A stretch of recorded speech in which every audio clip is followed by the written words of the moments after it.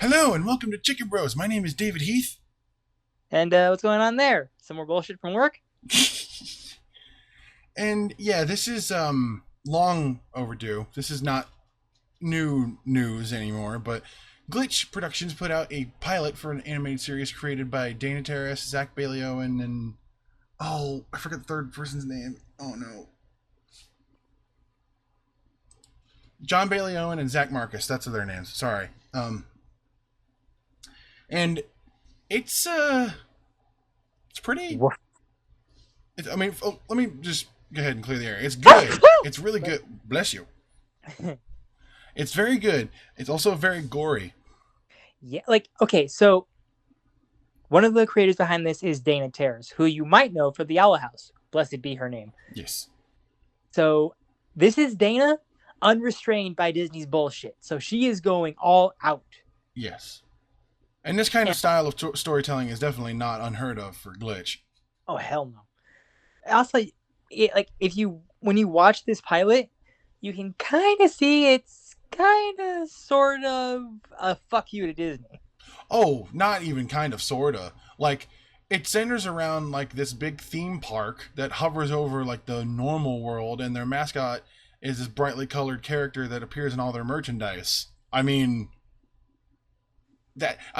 Guinevere, that's who it is, by the way, even has these two big buns that are exactly shaped like Mickey's freaking huge ears. In one incarnation. That's the thing with this park plant is that every princess is Guinevere in a different way, shape, or form. Yeah, but those buns stay there for the most part. The only one I haven't seen it in is, well, we'll get there. But, like, yeah, it's this really messed up theme park, and I say messed up because of all the behind the scenes shit that's going on in it. But, like, it Woof. looks like this happy, family friendly place to take the rich people to take their kids to anyway, just like Disneyland. I don't want. See, here's the thing. I agree. Disney as a corporation sucks. Yeah.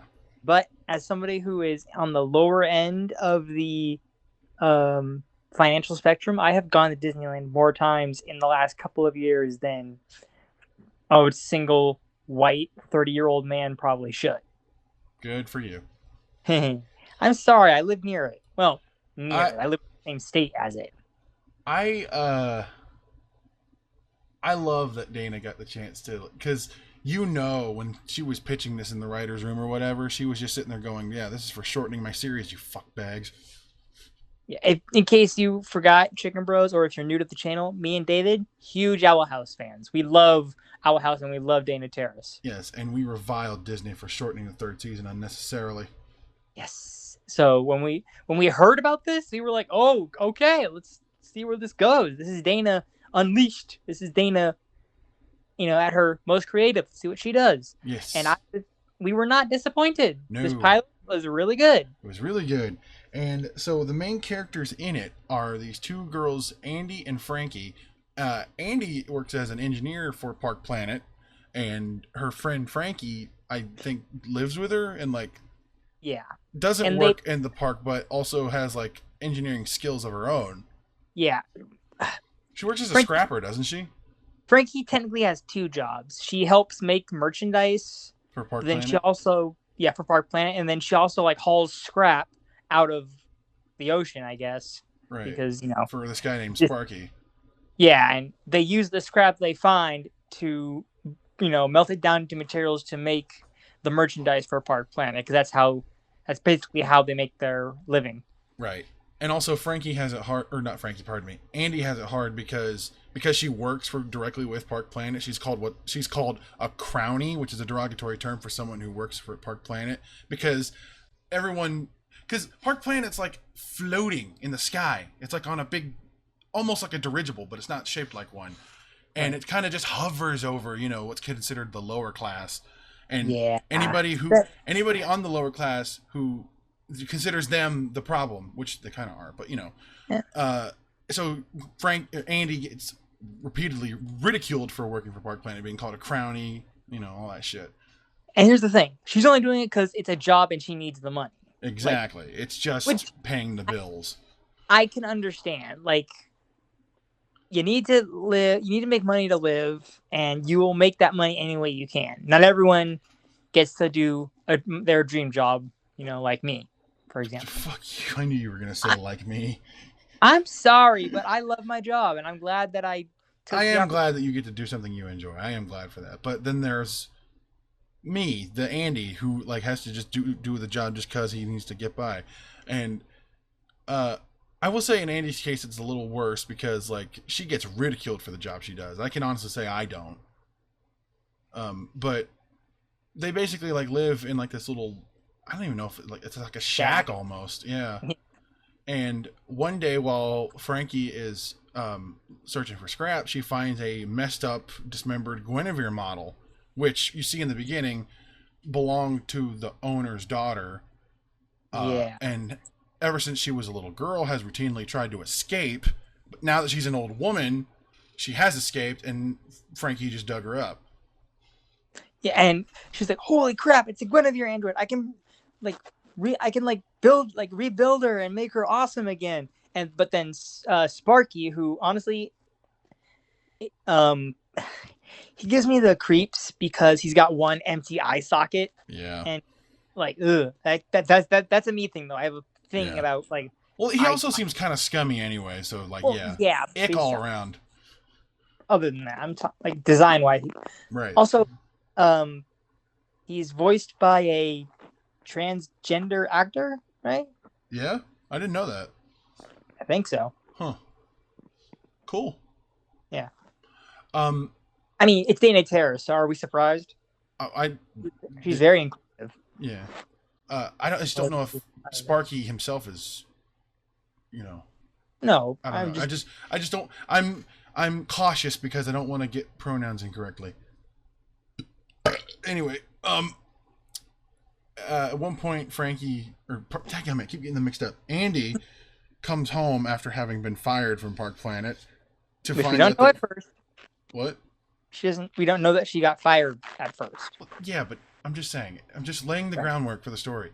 Okay, but like of all the times you spoiled stuff before I got to it, I'm just saying. Anyway, she comes home and finds out that Frankie has the Guinevere model and that Sparky wants to just sell it, but Frankie wants to fix it up and take it back to Park Planet in hopes that they'll be impressed with her skills and she'll get to work with Andy, not realizing she's been fired. It's fun. Earlier in the episode, she like pitches Andy like, "I can work with you." I just like thinking about that sometimes, and the way she said that made me think like, "Oh, my gaydar is going off. Is Frankie gay for Andy?"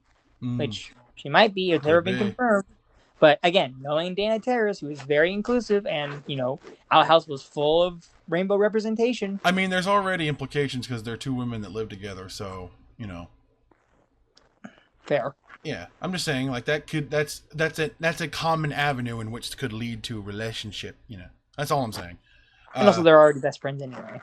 Yeah. Well, that's another thing that can lead to it. But anyway, Andy, reluctant to do that, decides to go along with it, and I think they get mixed up with Sparky and his boys at some point. Yeah, because they're sneaking out. They steal Sparky's boat to go to wherever they're holding the android, and basically steal it. And Sparky like "You stole my boat, and now you're trying to steal my robot. Like, what are you doing, kid?" Yeah. Was gonna beat the heck out of all of them, but then Andy proposed that like let us fix it up, and then you can get even more out of it. And so he does the make a deal thing. And you see a little bit of blue in his. I don't know if it was on his or hers, yeah, or Andy's, but there's like a disease that's mentioned in the show called blue lung or something like that. Yeah. Because Andy got confronted by some guy who was giving her shit for working for Park Planet, and he was like coughing up that shit, and she was like, "Sorry, I hope you feel better, but also fuck you." That's another thing too. A Dana show that does not hold back on its language. My favorite moment in the whole pilot is when Andy's late for work and Frankie's like, "Go kick some ass, show him who's boss," and you hear Andy from a distance go, "Fuck you." So Sparky confronts them, knocks him around a little bit. Poor Frankie got a black eye. My girl. Yeah, I like Frankie. Yeah, and I like Sue me, I like big ladies. Big ladies give good cuddles. Sue me. And I like ladies who apparently are not white. That's becoming a common theme for me. But anyway, yeah, they sneak into like the archives to I'm not entirely to get to the lab. That's what they were going to do, and Yeah, to fix up. out of nowhere, the Guinevere model screams its neck off, and then this thing that the little girl, the daughter of the owner, sent in to get the model back.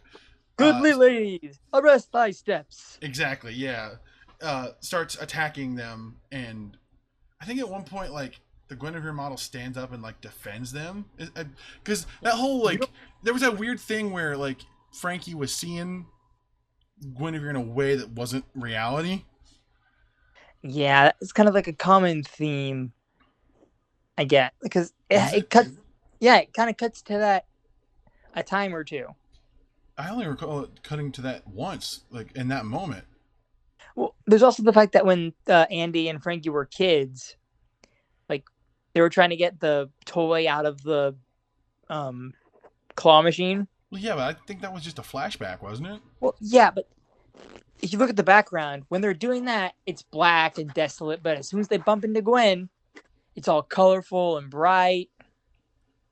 Yeah, but I think that's just like that's a common thing in like flashbacks in animation where it's like if it wants you to focus on one solitary thing at a time. Like for example, at the beginning, the claw machine, and then later when they see Guinevere, it's kind of like, oh wow, this whole new thing. It gives off that kind of magical atmosphere. I don't think it necessarily was them seeing things different from reality, not like the way it does in the scene I'm talking about. And yet in the scene in the scene where Guinevere is like, "Is that your parent or guardian?" I see, and like, before she opens a can of robotic whoop ass on the giant mechanical. Yeah, like Andy and Frankie are inside an elevator and they just hear blood splatter, but Guinevere's still standing. And like, oh shit, she slayed that thing. Oh, she's so cute. Oh shit, she's packing heat. And so they take the now passed out Guinevere model up to the lab and try to I think they try to reboot it or like fix it up. See, and this is where David and I kind of have a divide, because he thinks that the Guinevere android is going to still look like crap. I think that because they hooked her up to the machine, it's going to rebuild her back to her former glory. I mean, I guess that's not impossible. I think it's like maybe part of me is just thinking like it would make more sense if she stayed that way to separate her from the rest of the other models, because you've got the Guinevere model that's like the face of the theme park, the one on the poster. Right. And then there's this rundown one that's with the choppy hair and the messed up eyes and the hanging flesh. Like, I feel like that's how you in terms of animation in the show, I feel like that's how you differentiate that one from the normal one. It's like, okay, so that's theirs, and then that's the one from the park. Or maybe because our Guinevere, if I can, call her that, is like pretty much the first one from like when Olivia, that's her name, Olivia, sure, the daughter, was a little kid. Maybe she has her own unique design, and that's how we'll know she's our Guinevere. Maybe, but like I think that Guinevere in the flashback looked kind of like the normal one, didn't she? Oh yeah, but maybe her dress will be different or something. I don't know. Because I just think it's like, because they just hooked her up to just turn her back on, not so much like reform her. But again, I could be wrong. Maybe she'll reform herself. And I guess we'll figure out, because Glitch recently announced that this show got greenlit and there will be more episodes. Woohoo! Yay! Now I will say, bro, I feel like I should tell you this because you haven't watched, I don't think, any Glitch shows. Nope. Glitch, for one thing, they usually space out their episodes, and also I don't know if this is going to be like I don't know if this is going to work like season by season or if it's a mini series, because most Glitch shows usually are like at max 10 episodes. Okay. So this could just be like a short series, or maybe not. Who knows? But as long as it's good. Yeah. Oh, I'm sure it's going to be good. Glitch has a good track record with shows, and also freaking Dana. Yeah, true. And also, I just want to point out, because it's so juxtaposed, because a voice actress from the Owl House is in this show. Remember? I'm trying. Guinevere. Oh yeah. Basha. Oh yeah, you're right. Yeah. Wow. So juxtaposed from the other character she played in a different Dana Terra show. Yeah. Yeah. From my least favorite character to a character I actually want to root for. Yeah. And that's pretty much the pilot for Knights of Guinevere. I think it's really good. It's gory, and it's funny because I know you are used to gore because you play Mortal Kombat on a regular. Yep. But I know that sometimes when it comes to gore, you're concerned for my well-being. I'll tell you, like, it's very finicky what I can handle sometimes. It's very selective. Like, blood doesn't bother me too much, especially if it looks fake. Like, if it looks too realistic, that's when I start like, oh, okay. Because real blood, when it gathers up in a like when it's not just a drop, when it's a lot, it kind of turns dark red, almost kind of black. And I'm like, oh, I don't like that. But like fake blood, I can handle. Innards, it depends on how realistic it looks. For me, it's a combination of that and the sounds. Oh, like, yes. Sounds is a big contributor. Like the splorching sound effects of innards, like ugh. Yeah, gross. Ew. Yeah. And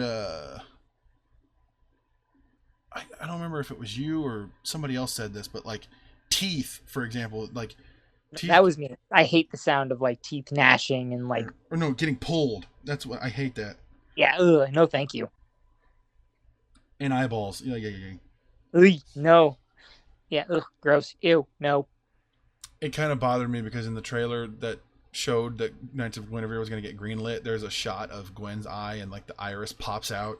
Ugh. And I'm like, oh great, I'm gonna have to see that at some point. Oh well. Anyway, that's Knights of Guinevere.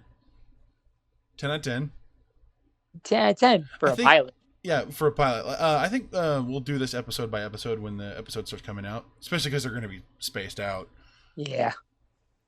And we will see you next time on Chicken Bros.